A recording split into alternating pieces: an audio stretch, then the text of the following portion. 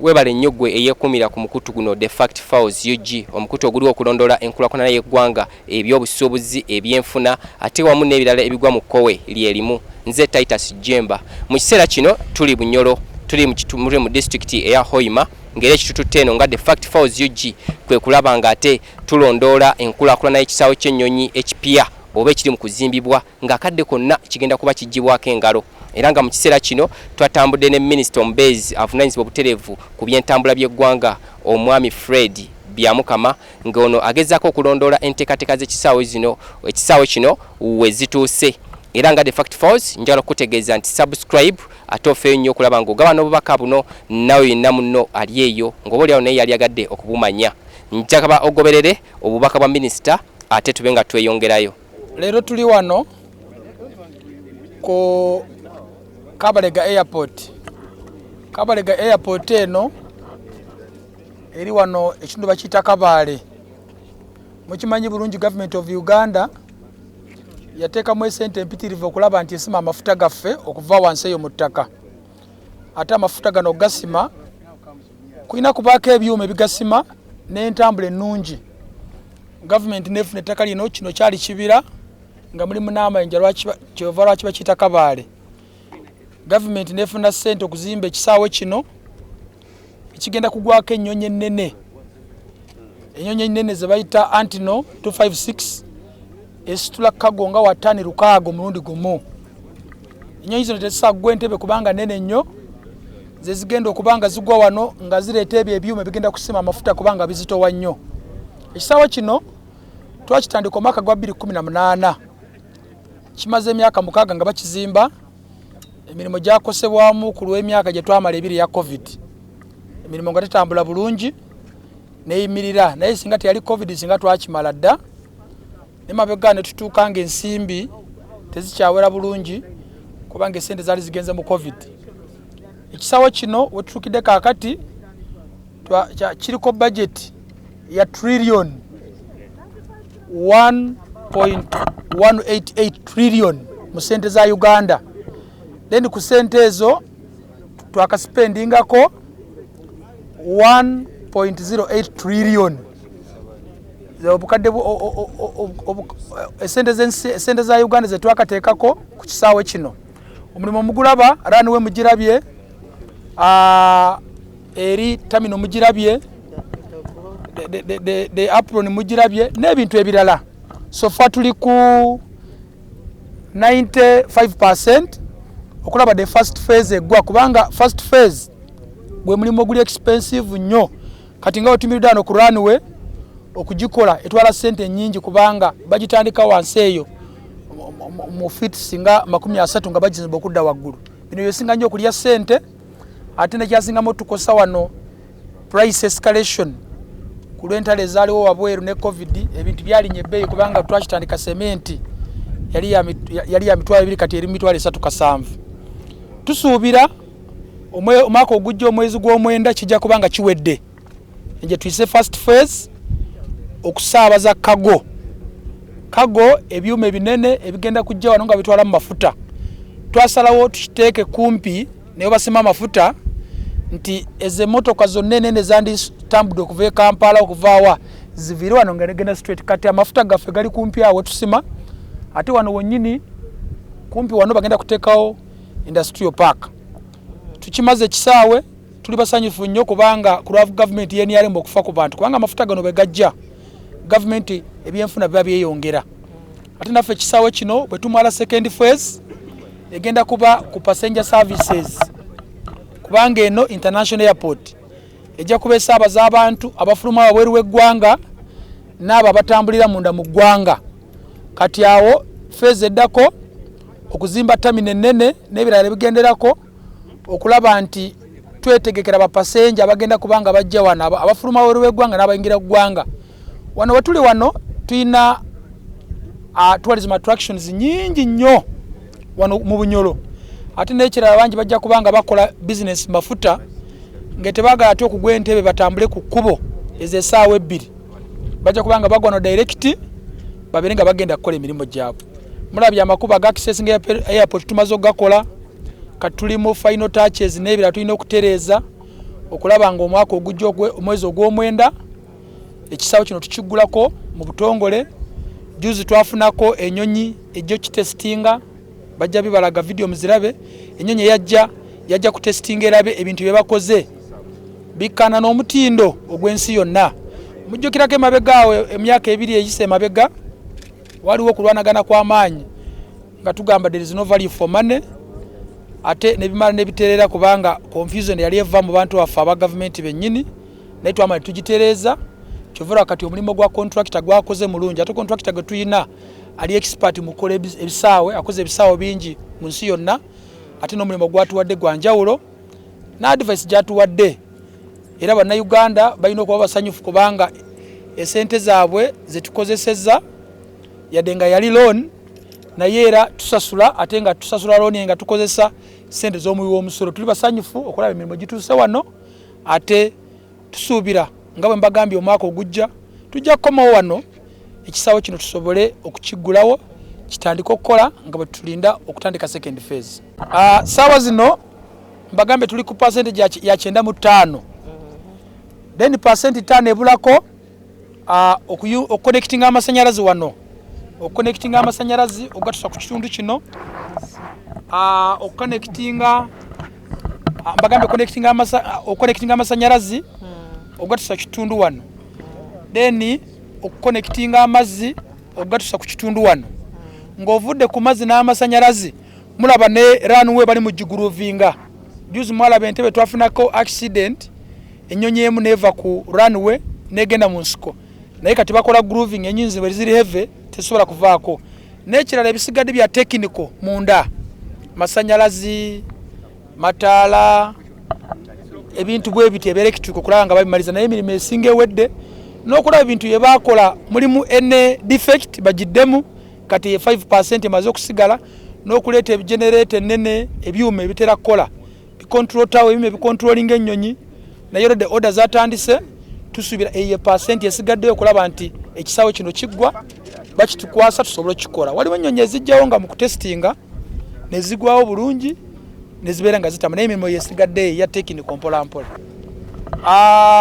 Bwe tumala wano eno first phase tetulinda okuwaayo ekisaawe omwaka ogujja okwezi kw'omwenda atuleke tutandike second phase. Second phase tugenda focusinga nnyo okuteekawo ebizimbe kirandise terminal buildings yesobola ku accommodating abapasenja abangi abajja kuba bajja wano. Tetujja kulinda nti basooka bawe first phase tutandike second phase. Tuli mu kaweefube mu myezi nga 6 ejijja tujja kubanga tutandise procurement ey'okutandika second phase. Sawa zino bali mu updating feasibility study bwe banagimaliriza myezi nga 2 maaso, omyezi nga 6 tusuubira okubanga tutandise okufuna procurement okulaba nti second phase egenda maaso, nayo myaka nga 3 maaso bajja kuba bamaze ng'abantu batambula internationally and domestically okuyita ku kisaawe kino ekya Kabalega International Airport. Twamala okugazetinga erinnya kati nesiye eri mu kaweefube w'okugazetinga ekisaawe mu kitongole ekikwasaganya entambula y'omu bbanga ekyensi yonna, ekitusuubira mu bbanga litono bajja kubanga bamaze okukikola. Second phase nyinza obutamanya ssente megaze totaga kati kubanga feasibility study yegenda okudetermininga ngetugamba kusinzira betwagala second phase ejja kwagala ssente bwezi kubanga na zino first phase twasooka ne tubudgetingira ssente ezitawera trillion emu, naye bwe yajja mu price escalation ne technical advice endala tugenda mu ssente zembagambye 1.188 trillion. Kati feasibility study yegenda otulaga kyetwagala ssente meka zetugenda okubanga tufuna. Ekisaawe kino mukirabe Uganda betubanga tuzimba ebisaawe tufuna abantu abavudde wabweru mu Africa. Wano contractor avudde wabweru mu Africa, naye contractor ndo betwamuwa omulimo twamuteekamu akakwakulizo mu contract nti abaana boyina okukozesa 90% balina kuba bannayuganda, kati netulekayo 10% aleete bano experts ng'abazimbye kiri ekyuma ekikontrolinga obwengula kyetulabye. Ya abaana bafe bafunyeemu nnyo, bafunyeemu akasente wadde basasula bulungi, ate abadde basoma bafunyeemu skills okukola ebyamasanyalazi, okukola bya air navigation, na bino okuzimba ziranwe naye of course skills abafunye tezisobola kuba garantinga okulaba nti nabo tubawo okuzimba ekisaawe. Kati government tugenda kiteekamu enkola nga president yatuwa okuwabulwa abaana bano bobanga bafunye skills bwezi tubajjewo tubatwale wabweru bengere okubangulwa emyaka ejja mu maaso naffe tusobole okukozesa abaana baffe okuzimba ebisaawe bwe bitu kubanga science abaana abasomye course ezo mwebali bwe bafuna experience nga bano nga tubongerayo beyongera okubanguka mu byobuyizi bwabwe.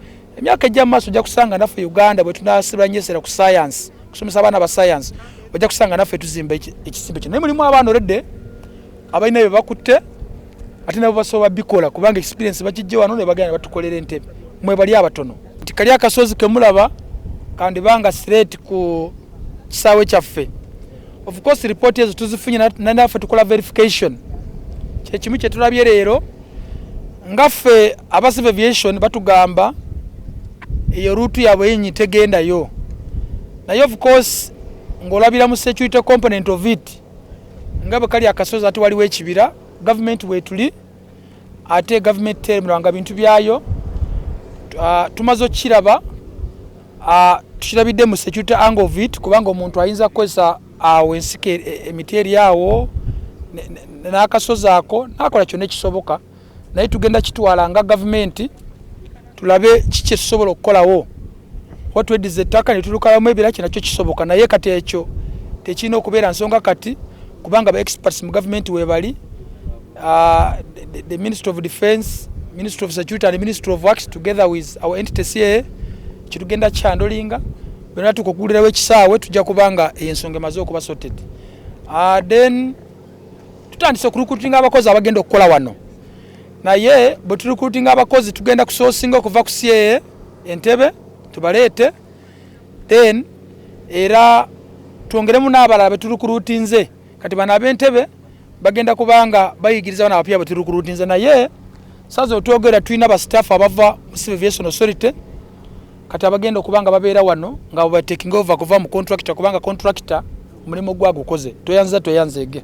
Mu kiseera kino ate njagala okutegeeza nti gwenyimiridde naye wano yakulira emirimu gyonna egiddukanyizibwa wano mu kisaawe enteekateeka nga bwe ziri ekyokuzimba ekisaawe kino ate twagala tuwulire percentage kiko bayimiridde na kampani eno yavaawa bayita mu bukwakulizo ki okufuna omulimu guno era bakwatagana ne baani okulaba nga omulimu guno gutambula bulungi nnyo. Tusuubiredde ekisaawe kino okuggwa omwami ali wano agenda kuba atunyonnyola buli kimu mu bulambulukufu bwakyo. Uyo ne musa? My name is Charlie Buchbut. I'm the management director of SBC, okay. The contractor that built this project from the beginning, from 2018 we start, and that is including a lot earthwork, drainage, and now we are on 95% of the progress. Okay. That is the final stage of system now. That is include the mobile control for the aircraft. It include the power system and navigation system and generator. So now we are focusing on that. Hopefully that next year, 2025, September, we will finish the project and hand over. Where did SBC come from, or SBC? It's a joint venture of SBI International. We are a contractor very familiar in Uganda. We build a lot of road here, and also we have experience in airport. Together with the Colas, that they also have experience in Africa and also in UK. Okay, now let us talk about the local content and how have you considered it? How are the people of this side benefited in your construction? Basically, who built the airport is Ugandan people. Okay. All the work that is done here is done by Ugandan. The issue that we bring experts to guide them and to train them, but the work is done by Ugandan. Before 1 year ago, we have 1,000 workers. Okay. So we use the local power, also the business with the local business in Hoima and all the village around. You give them market? I give them. I buy from the material from Hoima, and some subcontractor that did the job here is Ugandan. Okay. What of the challenges have you faced so far as you are taking on this construction? Sorry? Some of the challenges so far. The challenges is procurement is now on the stage of the equipment. There is a lot of details, and together with CAA, so it takes time, but we are on moving, and I think that we are going to solve that soon. Okay, are you ready to to take over the second phase of this build? We'll be happy to do that. We are here, by the way, you can see here, you see our factory is here, you see batching plant, asphalt plant. Our equipment is here and we are willing to continue if the government will give us. Okay, what message are you giving to the nations of this country about being confident in your construction, in your work? We are sure that we did in high level this airport and the quality is on top of us. And this job was monitored all the way, and we brought here the standard of not Africa, Europe and America. Okay. And I hope that the country will enjoy from that and will develop that for the oil and gas and for tourism. Webale nnyo kubanga ogoberera byonna ebigenda obutereevu wano ku mukutu de fact files UG era nga wenkutegeezezza nti tuli hoyima minisita omuwulidde enteekateeka zonna nga bwe ziri era tutegeezezza nti mu mwezi ogw'omwenda omwaka ogujja gavumenti ya Uganda neteefuteefu okumaliriza ekisaawe kino oba okukijjako engalo kati nno nga gwe omuntu addukanyiza bizinesi zo mu bitundu by'e Bunyoro Hoyima Kikuube Buliisa ne disitulikiti ezisigaddewo nga tekikwetaagisa kutindiga lugendo kugenda Kampala oyitemu bw'oti ogende Entebbe atoli okoli nnyo gende ebweru w'eggwanga nga naawe ave ebweru w'eggwanga ng'olina bizinesi zo z'oddukanyiza mu bitundu by'e Hoyima tekikwetaagisa ate kusooka Entebbe atoli okojje wano wabula ng'ova butereevu ebweru w'eggwanga n'olyoka otonnya wano ku kisaawe ekya Kabalega International Airport wane Hoyima ate business zitambula bulungi nnyo mbeera ya nkulaakulana era nga nsaba gwe ogoberere tetugenda kuba tukutuusako kuba kugwabamu ab'enjawulo nga nabo batulambululira enteekateeka eno bagikutte batya era nga oba oliawo maaso awo tugenda kuba tukubuulira na nsimbi mmeka esaasaanyiziddwa mu nteekateeka eno. We are the contractor that built this project from the beginning. As the minister said, 2018 we launched the project. I can confirm that the minister is right. We are on 95% progress. We are on the final stage of the project that is including procurement and equipment to bring to here, like a mobile control tower, generator, power system and navigation system. As he said, it's planned and hopefully that this project will end in September 2025. We have some challenge, but I hope with the ministry and the minister we will solve it and we will move ahead and complete this project. This project began in 2018 and had to be completed in 2022. As a contractor, what could have delayed this? Basically, as the minister said, and he's right, as you know, all the world was affected by the COVID-19. So we affected here also because the COVID-19 in Uganda, also it's affecting the procurement for overseas to bring to here the equipment. Everything was delayed, the transport on the sea was delayed. So this is a majority. Also there was increase of quantity here and change of some design here. You take all together all these details, it creates extension to the project. But as I said, and we can confirm that next year, we will finish the project in September 2025. Omulabi waffe omulungi ali ku The Fact Files UG subscribe atega bano obubaka buno ne banna abali eyo basobole okumanya ebitambula oba ebigenda mu maaso mu ggwanga. Erinnya nze Titus Jemba webale nnyo okwekumira ku mukutu webalire ddala subscribe gabano obubaka buno ate ne munnaali eyo ate nga nkutegeeza gwe alina business yonna gyagala okulanga jangu otutuukirire ffe wano ku simu zaffe era tujja kuba tukulangira business obulungi nnyo ba business y'abantu maaso bagimanye wano ku The Fact Files UG olabe ebigenda mu maaso mu ggwanga.